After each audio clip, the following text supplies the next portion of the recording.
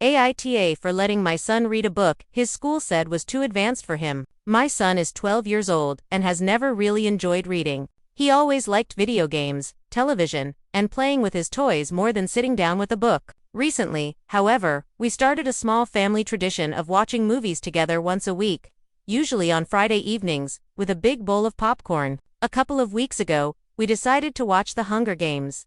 I had seen it years ago, but my son wanted to watch it because one of his friends kept talking about it. To my surprise, he absolutely loved the movie. The next week, when I asked if he wanted to watch the sequel, he said no. Instead, he told me that he wanted to read the books while watching the movies. He said his school library had the first novel, and he planned to borrow it. The next day, he came home without the book. He looked upset and told me that his librarian did not allow him to check it out because it was above his reading level.